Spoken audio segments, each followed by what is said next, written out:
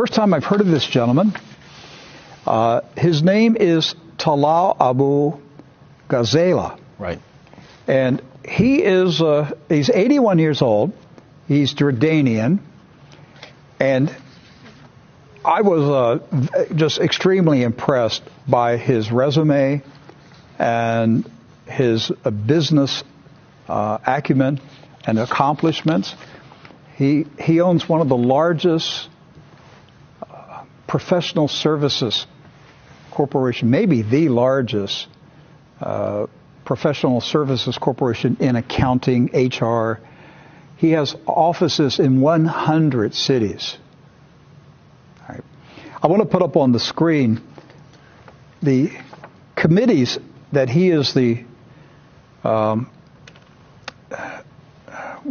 which one do we have first here? We have chairmanships. Right. It's actually, we didn't have enough to fit on one screen, so we have to do two different screens here. Really? Oh yeah. Is this the chairman or the memberships? What do we have? This is the board memberships. These are board memberships, right, just like we have on our sheet in front of us. This resume is probably one of the most impressive ones I've ever seen. Yeah. He's chairman of the International Arab Society of Certified Accountants. He's a member of the advisory board of the NSEAD Global Talent Competitiveness Index, member of the United Nations Social Impact Fund High Level Advisory Board, honorary membership from the Kuwaiti Association of Accountants and Auditors, special ambassador of the World Tourism Organization. The list, I mean, you can scroll through it if our control.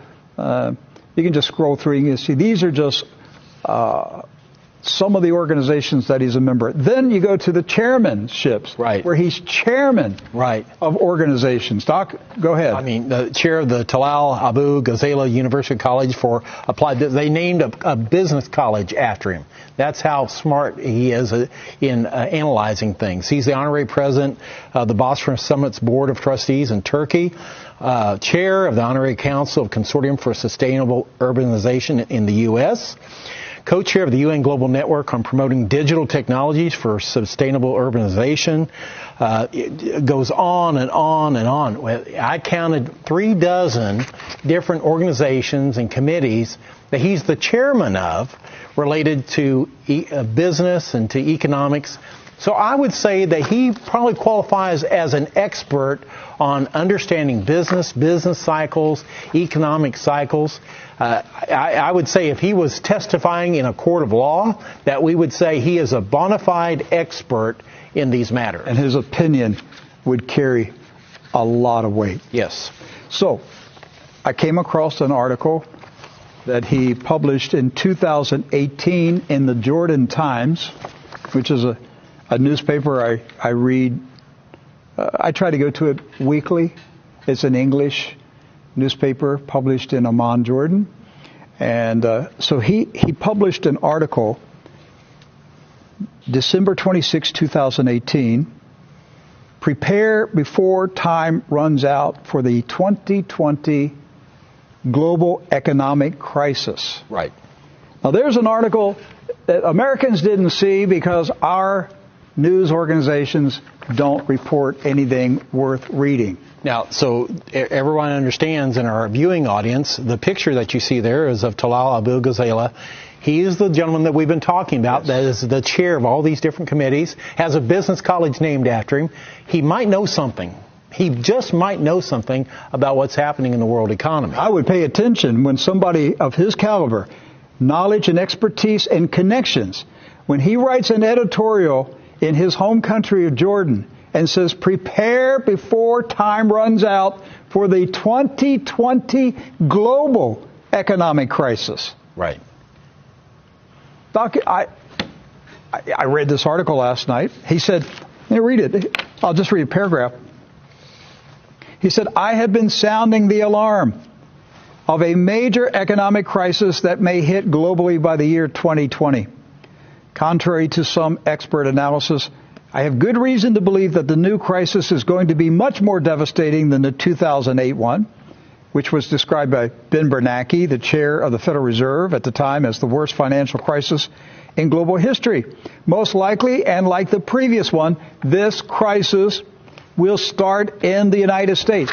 So, folks, listen, here is one of the most prominent, well-known, well-respected businessmen in the Arab world who is telling the Arab business community who respect him.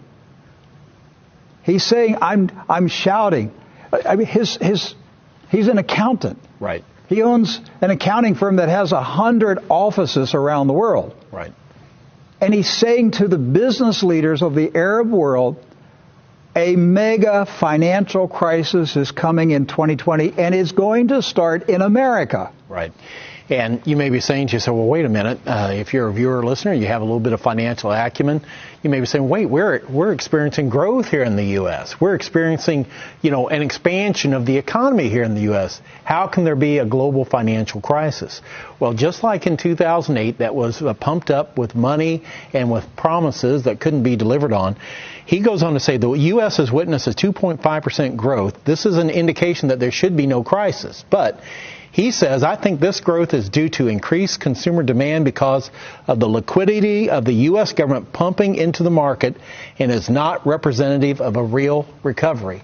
In other words, we're propping it up with nitroglycerin in the form of quantitative easing, printing money like it's going out of style. And so we're just pumping that money into the economy. This is a false recovery that's going on, is what he's saying. That's right. He said the imminent economic crisis has been slowly but surely brewing for many years. And he says it appears that its arrival appears to be on schedule, 2020, just in time for the U.S. presidential election. Right. Now think about that. This is why I'm saying I'm not certain Donald Trump's reelection is certain. Because if the economy tanks in 2020, you will see the most massive vote for communism that you could ever imagine would happen in the United States of America. The communist, socialist Democrats will sweep into power if we're in an economic crisis before the election. Now, they may be able to hold it off and slide through the election and get President Trump elected, and then the crash comes.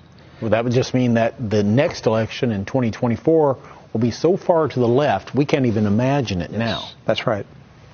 Exactly. He said that this coming crisis is going to last years. He said the new economic crisis is expected to continue for years and will have a major impact on the West, causing stagflation and leading to bankruptcies. He goes on to say, now listen to this, Rick, I predict at least 5 European countries will go bankrupt next year. Do you hear that?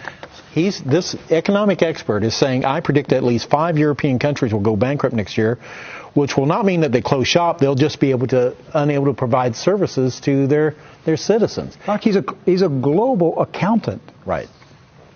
If you're going to listen to someone talk about accounting principles, I would listen to somebody at his level. Right. And he's saying, as you just said, he believes that 5 European nations are in such dire condition that they're going to go bankrupt. And we already see the first fruits of that by negative interest rates on their bond yields that are popping up all over Europe right now, where they're actually paying people to take out mortgages. Think about that.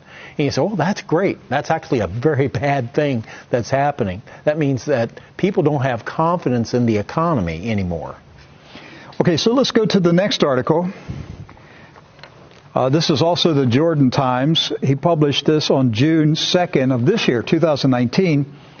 The title, The 2020 Global Crisis and a Third World War. Okay.